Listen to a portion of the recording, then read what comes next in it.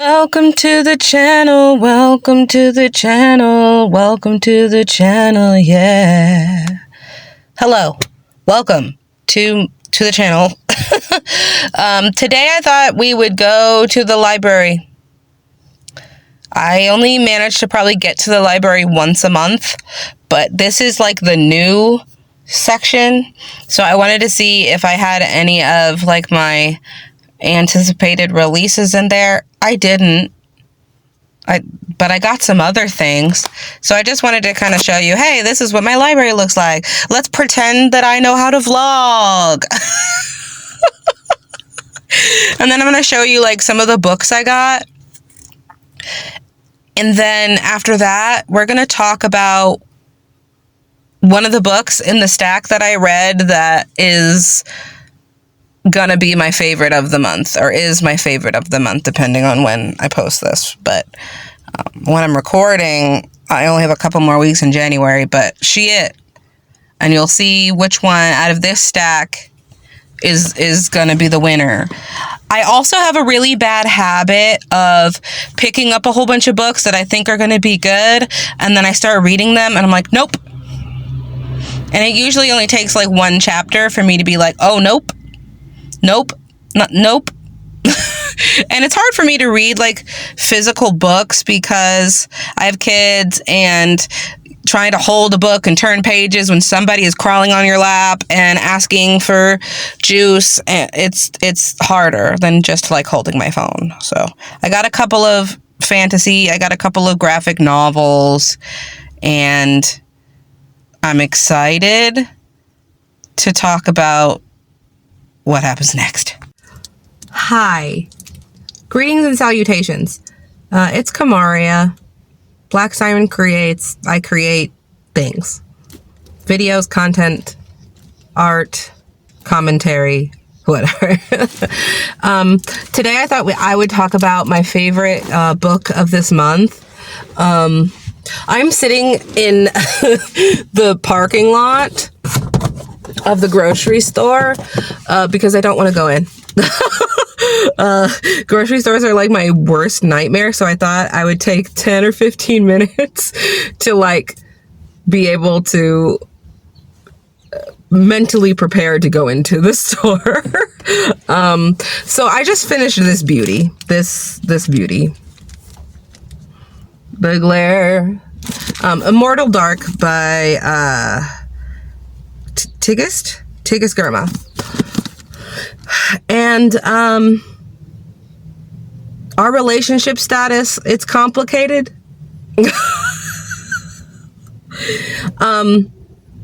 I will say that, so this book, if you don't know, it's YA, enemies to lovers, black vampires.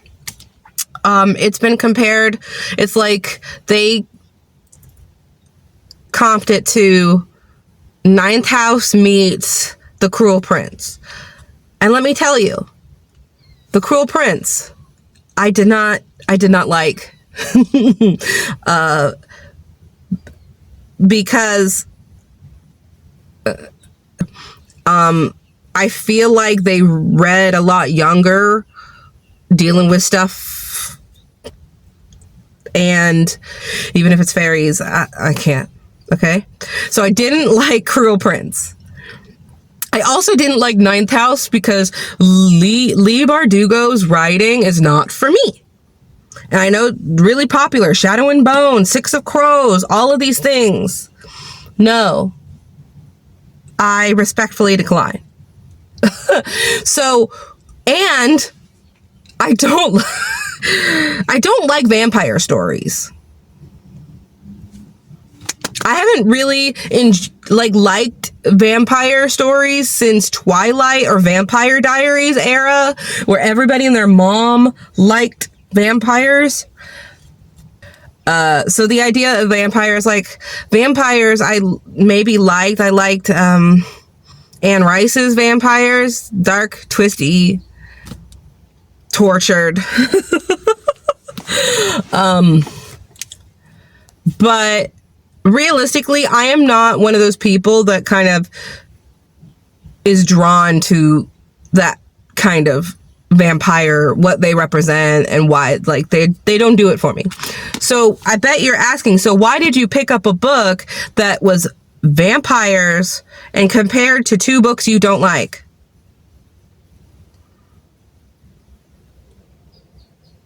So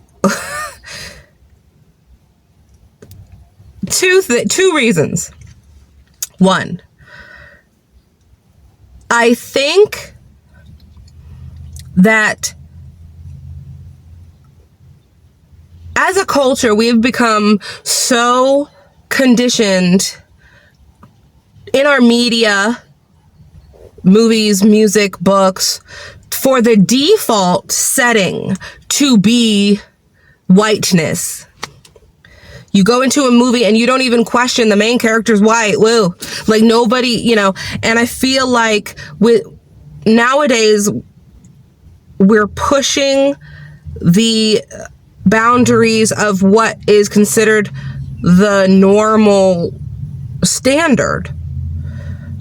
Because for so long, everything we consume is just heterosexual, white, and like, who decided that was the default setting? I really want to know. I mean, I know colonialism, and anyway, we're not having that discussion today. But the reason why I picked this book up is I love fantasy, but basically my whole childhood, I didn't have any fantasy really with characters that looked like me. You know, and I'm not talking about, oh, here's the side character that dies, or here's the, you know, a token affirmative action, you know, pick. I mean, full cast, all black people. And that's just the default setting.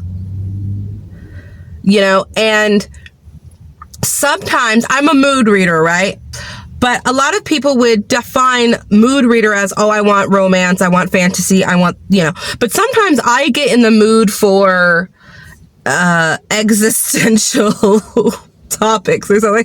So, like, I really was just, I need to read something black. I need to read something black. And even though it's getting a lot better nowadays, even though it's still nowhere near, we're getting a lot more people of color stories, I do think that it is very refreshing to go into a book and know that every character you read is going to be a person of color. So that's why I picked this book up, because I feel, especially in fantasy, even as a brown person, I go to the default, okay, everybody's white. And there might be one brown character over there, but everybody's going to be white, some, you know, variation of white. And I really just wanted to feel seen, to feel, you know, important, because we're all here, and black people can like fantasy because we just expect vampires to look a certain way, elves to look a certain way, because that's what's been shoved down our throats, you know? So I thought, you know what? I want fantasy. I want something that I can be totally immersed in a world where everybody's brown. And that's this book. And this book has come, like, with a lot of controversy, with a lot of discourse, and it's very divisive. And I will say, it's enemies to lovers. There's a lot of morally gray things happening. And a lot of people have a problem that it's labeled YA when the content inside is very dark and very heavy. And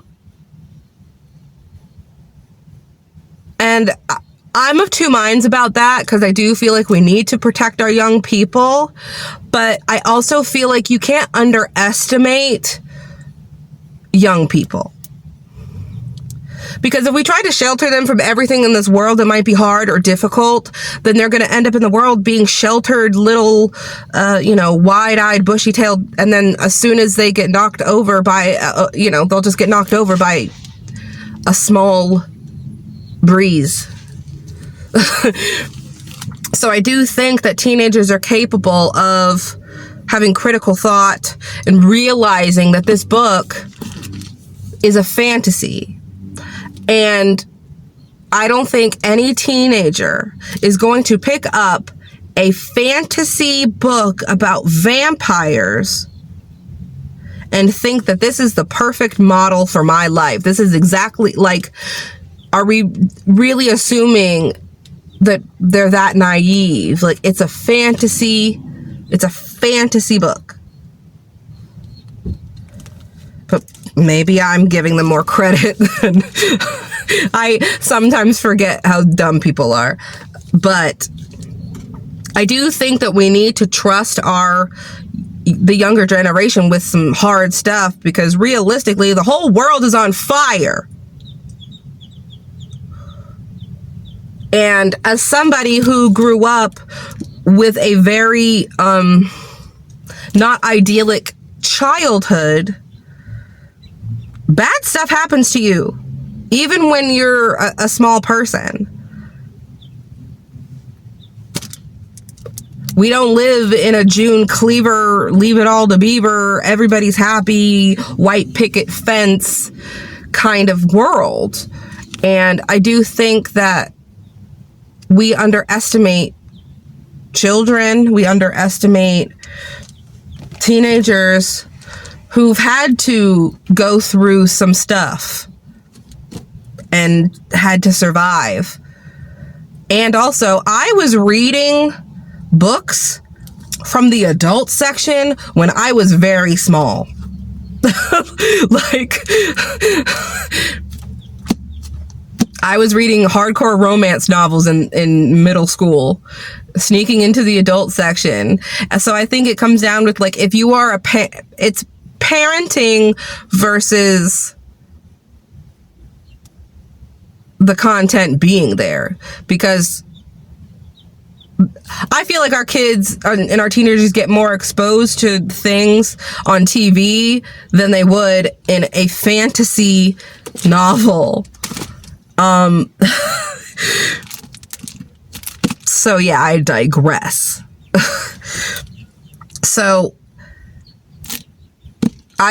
And this is coming from somebody who was a librarian, and I used to have parents come up to me and ask me, so is this book appropriate for my kid? And they would just trust my judgment instead of doing the research themselves. And I call that lazy parenting. And it's a problem in publishing too, because realistically, I feel like a lot of books get written as adult books, and then the publishers are like, well, YA is so hot right now, we're just going to age down the characters a little bit so we can market this as YA because it'll sell better. And I don't think that's the author's fault. And there are content warnings in the beginning of the book, so be quiet. Anyway, we're 12 minutes in and I haven't even talked about the book. Okay. So we're going to do pros and cons, things I liked about the book and things I didn't. I'll start out with the things that I didn't like so we can end on a positive note. This book is 400 and some pages. There's a lot of information just kind of thrown at you, like, those tennis ball machines, like bing, boom, boom, boom, boom. And you're just kind of like either getting hit in the face or ducking or hitting the ball with the racket. And I do think if you're not used to like high fantasy novels that do info dump a lot, because they're setting up a completely different world that is separate from real life.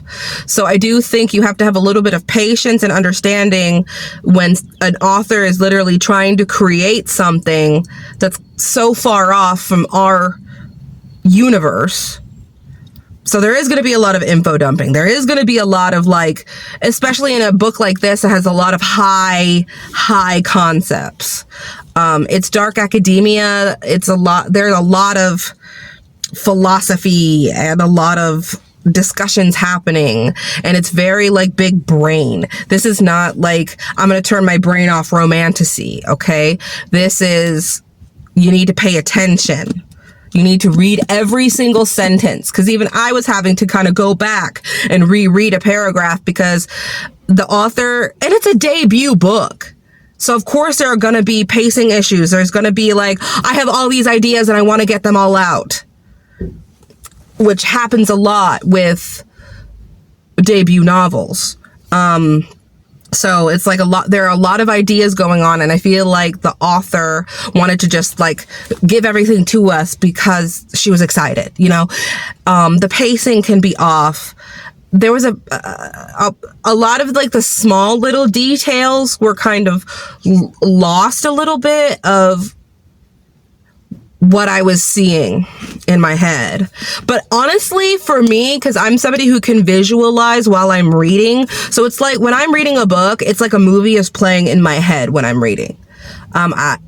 It's not like that for everyone. So with my experience, and because I am an advanced reader, I just kind of filled in the blanks. If she didn't tell me something, I just filled in the blanks. So I had to make a lot of assumptions, but for me and how I read and how my brain works, I was okay with that. But a lot of people need that kind of play by play. This is exactly what it looks like, because they can't see things in their head when they read. But that didn't bother me because there was so much about this book that worked for me. It's like when you're when you start dating a guy and you see all the red flags, but he's hot. So you just keep dating him anyway, just to see where it's gonna go, you know? Love is blind. So there was so much I loved about the book that a lot of the book's failings, I didn't really care. Because this book is actually like so unapologetically black. You know, there are just so many descriptions that it's just like, oh, this person's black. Oh, that person's black. Oh, that person's also black. You know, especially in fantasy, you get a lot of, oh, they're fair skin and they're like, their freaking hair, that's the color of hay or something, you know? But every description of a person was different shades of brown, different hair textures, and it's just so unapologetically black that I was just so happy. And let's be real. Every single character in this book is morally gray. They're going to make a lot of dumb decisions. I think the main character in this book is completely unhinged. And it's true enemies. Like, they hate each other and literally try to kill each other as much as possible. It's a revenge story. But homegirl, literally in the beginning of the book, spoilers, she literally is talking about, oh, hey, I just murdered my auntie or my foster mom, and I gotta go find my sister. And I think this guy took her, so I'm just gonna go kill him. It's very stupid. There were so many times in this book where I'm like, girl, you're dumb. You know, but she's an 18-year-old who, and then there's also that thing of like, she gets thrust into this world where she doesn't know the belief system. She's never been, you know, she got taught her whole life that vampires are evil. She didn't get taught her native language, and she's just thrust into this world where she's supposed to know all these things, and it literally just totally rearranges her worldview and her whole belief system. There's just so many times in this book where I wanted to throw it across the room. There were so many times in this book where I would like stop reading, talk to my husband like, hey, this is what happened. This is what's going on. Can you help me like unpack what I just read? And honestly, like as soon as I finished this book, I literally just flipped it back over and started reading it again. And I never do that. So I think with all of its flaws and with everything that people say about it, like, yeah, sometimes the characters make really stupid decisions. Sometimes the writing is a little clunky. Sometimes the author tells me things and doesn't show me. Like, I realized that a whole year went by in the book and I'm like, oh, when? How? There were times where like something would happen and it literally just a sentence in a paragraph and it's like, oh shit, a month went by? Like what? So I'm not saying it didn't have issues, but like I just got so immersed in this world that I had to go back and read it again, like directly after I finished it. And that literally never happens. I just kind of accept it as it is, but like I want to go back and read more of the details and find more of the world. And the relationship between the two main characters is very interesting to me. There was so many moments where I was literally laughing out loud at like stuff they would say to each other. Like they hated each other. So like there was one scene when the guy was like, oh, you're awake. I liked you better when you were unconscious. Like it's just funny.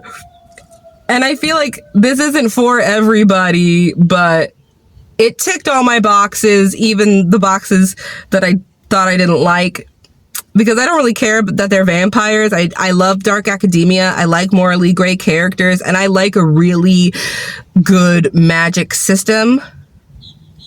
This book just made me so happy. Like I'm rereading it like back to back. I can't wait for the second one. There are probably a whole bunch of things that I'm missing that I wanted to talk about, but it's already been 20 minutes. I'll probably talk a little bit more about it in my my monthly wrap up, but it's been a long time since I got so excited about a book series, and it's going to be a trilogy, and I'm so excited to see where we go, because there were twists, there were turns, there were secret societies, and she goes in thinking one thing and she realizes that everything she thought she knew was a lie. It's very good. I think it is very slow. Like I almost wanted to DNF so many times, but once you get past like the first 100 pages, you're golden. So stick with it, because it's going to be hard and slow at first, but it's worth it. Anyway, that's all I have for you today, guys. Bye.